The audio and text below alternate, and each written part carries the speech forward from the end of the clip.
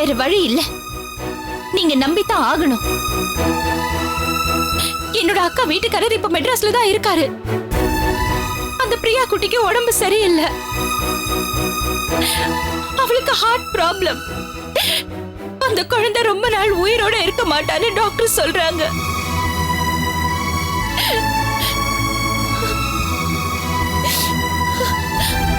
அந்த குழந்தையோட அம்மா இப்ப எங்க இருக்காரு உங்களுக்கு தெரியுமா? என்னோட அக்கா சிவரஞ்சனி இப்ப பைத்தியக்கார ஹாஸ்பிட்டல்ல இருக்கா.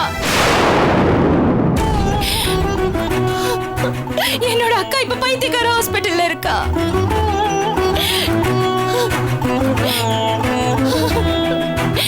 சாக போற அந்த குழந்தைக்கு என்னோட முகத்தை காட்டி அந்த குழந்தைக்கு நிம்மதி கொடுக்கறதுக்காக அவளோட அப்பா இங்க வரைக்கும் குழந்தைய கூட்டிட்டு வந்திருக்காரு. என்ன? அவங்க அம்மா பைத்தியக்கார ஆஸ்பத்திரியில இருக்காங்க? என்ன சொல்ற ரஜினி? எஸ், ஆமா. என்னோட கூட பிறந்த அக்கா இப்போ பைத்தியக்கார ஹாஸ்பிட்டல்ல இருக்கா. ஏன் எப்படின்னு எனக்கு தெரியலங்க. ஆனா விட்டு போயிடுச்சு நினைச்ச உறவெல்லாம் இப்படி ஒரு நிலைமையில திரும்பி வரும் நான் நினைச்சு கூட பார்க்கல. ஏன் இது ஏன் என்கிட்ட முன்னாடி சொல்லல? தப்புதான், ஆனா சந்தர்ப்ப சூழ்நிலை. அதை தவிர வேற என்ன காரணம் சொல்றதுன்னு எனக்கு தெரியல. சமயத்துல சிலதை மறைக்கிறதுக்கு சின்ன சின்ன பொய் சொல்ல வேண்டியது இருக்கு. ஆனா எல்லாரோட நல்லதுக்காக தான் நான் இப்படி எல்லாம் செஞ்சேன். ஆனா சத்தியமா சொல்றேன், என்ன காப்பாத்திக்கிறதுக்காகவோ இல்ல எனக்கு நல்லது செஞ்சுக்கிறதுக்காகவோ நான் இப்படி செய்யலைங்க.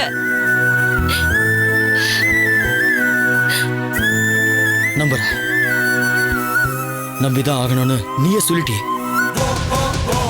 எனக்கு இதுக்கு மேல ஆப்ஷனே இல்லையே ரஜினி.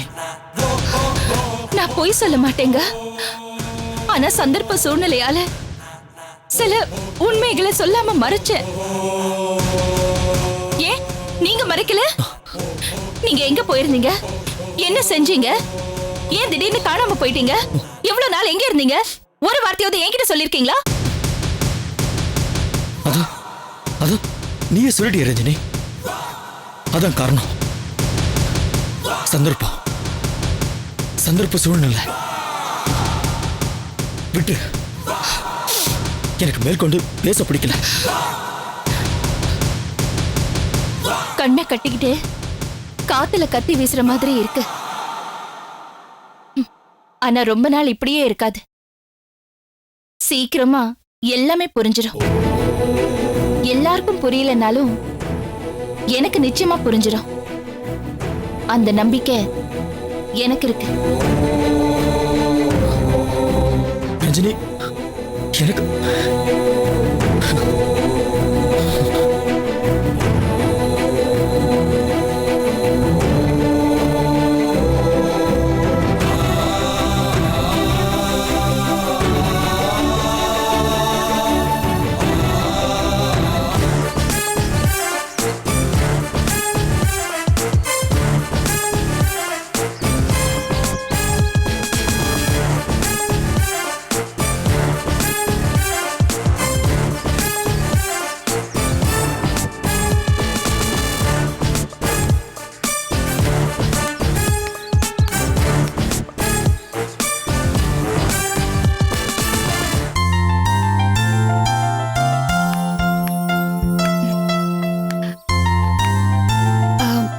ஆச்சா பிரதாப்?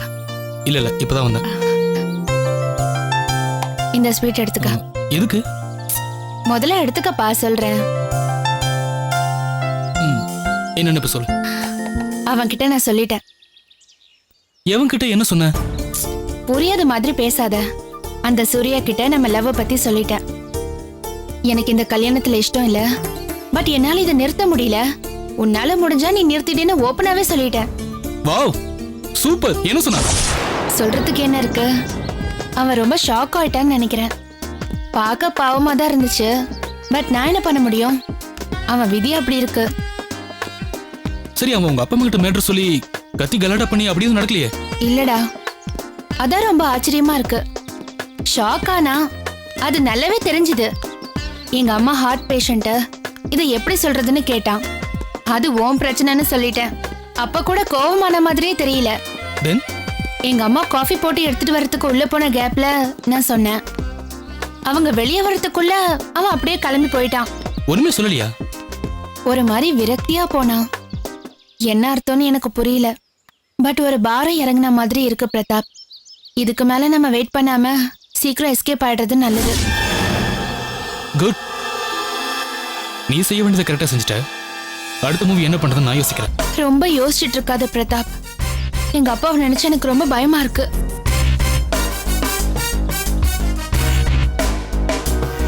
என்ன பண்ணிடுவாருன்னு நினைக்கிற? நிச்சயமா கொலை பண்ண மாட்டாரு. அந்த கவலை உனக்கு வேணாம். எப்ப கல்யாணம் வரைக்கும் போயிட்டாரோ சபையில உன்னை உட்கார வைக்காம விட மாட்டாரு. இந்த விஷயத்துல உன் லைஃபை விட அவரோட கௌரவத்தை தான் அவர் பெருசா நினைப்பாரு. அதனால கவலைப்படாம இரு. மண்டபம் ஐயரெல்லாம் அவரு பொறுப்பாவே இருக்கட்டும். தாலியை மட்டும் நான் கட்டிடுறேன்.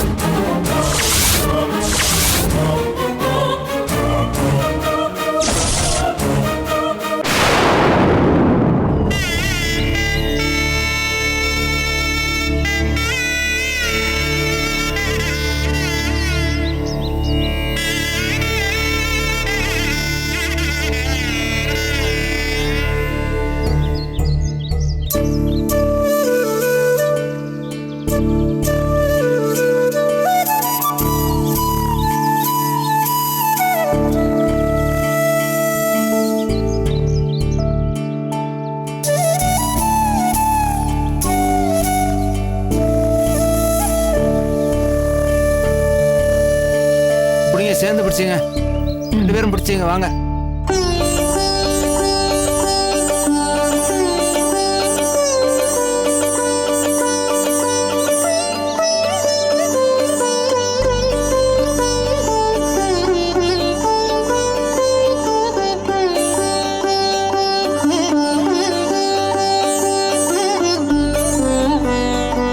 வீரபாண்டியா, முகூர்த்த கால் வச்சாச்சுன்னா கல்யாணம் நெருங்கி வந்துருச்சுன்னு அர்த்தம். பொண்ணை வீட்டை விட்டு எங்கேயும் அனுப்பக்கூடாது. நேரா கல்யாண மண்டபத்துக்கு தான் கூட்டு போகணும். புரிஞ்சுதா? நீங்க வேற பெரியப்பா, அவளை முதல்ல வெளியே அனுப்புறதுக்கிட்டோம். நானே வீட்டை விட்டு வெளியே போக கூடாதுங்கிற முடிவுல இருக்கேன். என்னங்க நீங்க வீட்டை விட்டு வெளியில போலன்னா கல்யாண வேலையெல்லாம் யாரு பாப்பா? அம்மா, எல்லா வேலையும் நான் பாத்துக்கிறேம்மா. என்னென்ன செய்யணும்னு ஒரு லிஸ்ட் போட்டு கொடுங்க. எல்லா வேலையும் நான் பாத்துக்கிறேன். உனக்கு எதுக்கிட்ட அந்த கஷ்டம்லாம்? எல்லாத்துக்கும் கான்ட்ராக்ட் ஏற்பாடு பண்ணிட்டேன். பணத்தை தூக்கி எறிஞ்சா போதும். வாசல்ல கட்டுற வாழை மரத்துல இருந்து பித்தளபா கவர்ல ஜாக்கெட் துணி வைக்கிற வரைக்கும் எல்லாத்தையும் அவங்களே பாத்துக்கிடுவாங்க. அதாங்க எனக்கு பிடிக்கல. நம்ம வீட்டுல நடக்கிற முதல் கல்யாணம். நம்ம சொந்தக்காரங்களுக்கு நாமளே பார்த்து பார்த்து செஞ்சாதான் நல்லா இருக்குங்க. பைத்தியக்காரி, வேலை செஞ்சா உடம்பு கெட்டு போயிடும். அதுல சந்தோஷம் கிடைக்காது. அப்படியே மேற்பார்வை பாக்குறதுல இருக்க சந்தோஷம் தனி. அப்பா, எனக்கு ஒரு 50 இன்விடேஷன் வேணும். என் ஃப்ரெண்ட்ஸ்க்கெல்லாம் இன்னும் நான் யாருக்கும் கொடுக்கல. எடுத்துக்கடா, கட்டு கட்டு அடிச்சு வச்சிருக்கிறேன். எவ்வளவு வேணா எடுத்துக்க. என்ன வீரபாண்டியா, நோட்டு கிட்ட அடிச்சு வச்சிருக்கேன்? ஏன் நான் சுதந்திரமா சுத்துறது உங்களுக்கு பிடிக்கலையாக்கா? தம்பி, உள்ள சமையல்காரன் போலி சூட சுட்டு வச்சிருப்பான். எல்லாருக்கும் எடுத்து கொண்டு வந்து கொடு. சரிங்க. போ.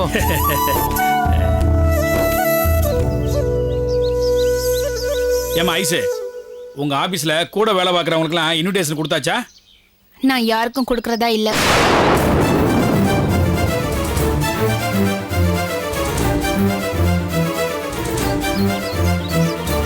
அப்பா, இன்வைட் பண்ணாதான் வருவாங்கன்னா ஃப்ரெண்ட்ஷிப்க்கு அர்த்தமே இல்லையே.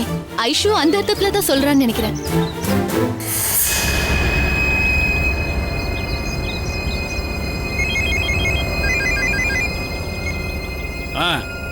சொல்லுப்பா.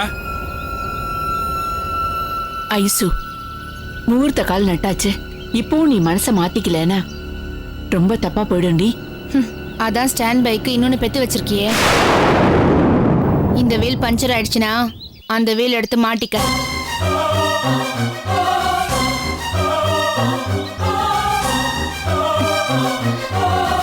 என்னம்மா இவ? ஹலோ, வணக்கம்மா, நான் வீரபாண்டியன் பேசுறேன்.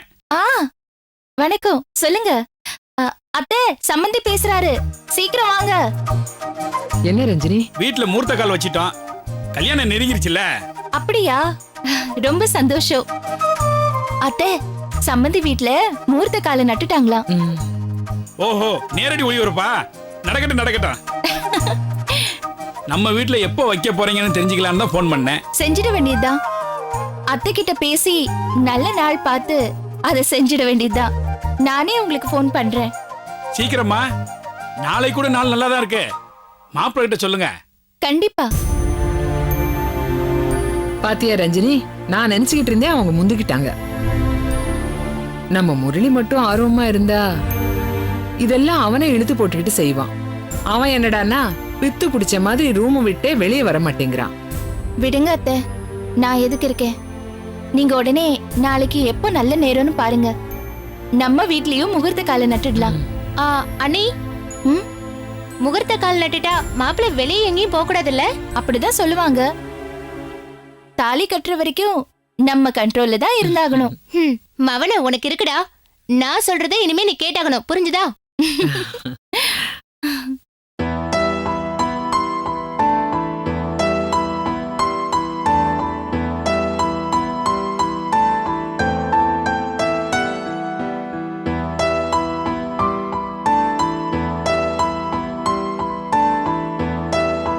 அண்ணி பாருங்க, நீ எப்படி எஸ்கேப் ஆகிட்டே இருக்கான் பாருங்க.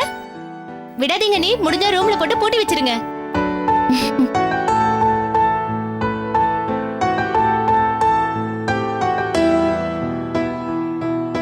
சூர்யா, ஏய் சூர்யா, என்னடா உன் முகத்துல ஒரு சந்தோஷத்தையே காணோம்? சூர்யா, என்னாச்சு? அண்ணி அண்ணி அண்ணி, நான் உங்ககிட்ட ஒரு விஷயம் சொல்லணும். என்ன? அது இல்ல, இந்த கல்யாணம் நடக்குமான்னு சந்தேகமா இருக்குங்க. என்னடா பேசுற நீ? அரைஞ்சிருவேன் நான் உன்னை. அண்ணி, டென்ஷன் ஆகாதீங்க அண்ணி. ஐஸ்வர்யாவே இந்த கல்யாணம் பிடிக்கலன்னு சொல்லிட்டா.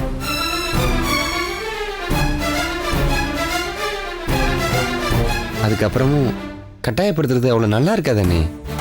டேய், என்னடா சொல்ற? அந்த பொண்ணுக்கு இதுல இஷ்டமில்லைன்னு சொல்லிட்டாளா? எப்ப சொன்னா? நீ அவளை போய் பாத்தியா? ஆமா அண்ணி, அளவு ஜாக்கெட் வாங்கிட்டு வரதுக்காக மது அவன் வீட்டுக்கு போறேன்னு சொன்னா. இல்ல, நான் போய் வாங்கிட்டு வரேன்னு சொல்லிட்டு நான் அங்க போயிருந்தேன். அப்பதான் ஐஸ்வர்யா சொன்னா.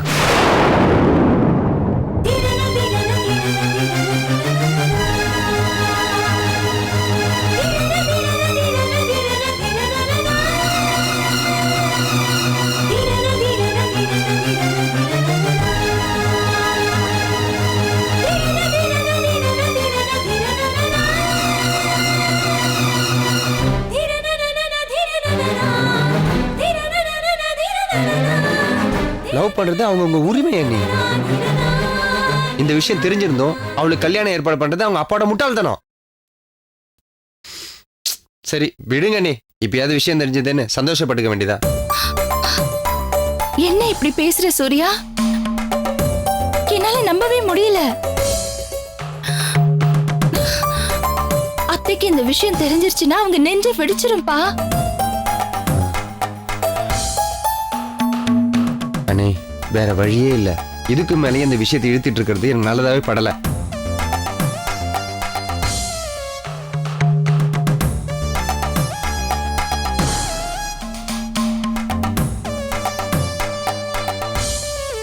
சூர்யா, நீ முதல்ல அவளோட அப்பாவுக்கு போன் பண்ணு. கொஞ்சம் அவசரமா அவர்கிட்ட பேசணும்னு சொல்லு. நம்ம உடனே அவர் வீட்டுக்கு கிளம்பலாம்.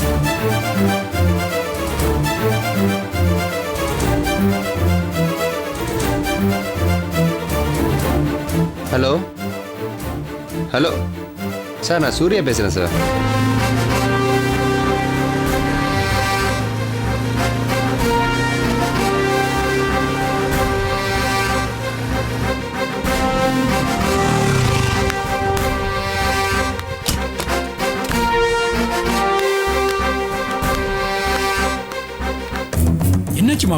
நீங்க திடீர்னு ஃபோன் பண்ணி வீட்டுக்கு வரேன்னு சொன்ன உடனே எனக்கு கையும் ஓடல காலும் ஓடல.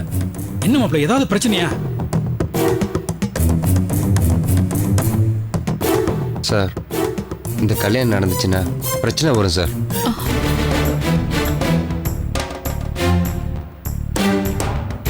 அதுவும் எங்க சைட்ல இருந்து இல்ல, உங்க சைட்ல இருந்தா. என்ன சொல்றீங்க? இல்ல, சுத்தி வளைக்காம டைரக்டா விஷயத்துக்கே வரும். அதுக்கப்புறம் என்ன பண்ணலான்னு நீங்களே முடிவு பண்ணுங்க. உங்க உங்க பொண்ணுக்கு இந்த கல்யாணத்துல இஷ்டம் இல்லைன்னு சூர்யா சொல்றான். இஷ்டம் இல்லையா? என்னடி தம்பி, சொல்லுங்க தம்பி, எனக்கு படபடங்குது. சொல்லுங்க தம்பி. சார், உங்க பொண்ணு தான் என்கிட்ட சொன்னாங்க. என்ன தெரியுமா, அவங்க யாரையோ லவ் பண்றாங்க.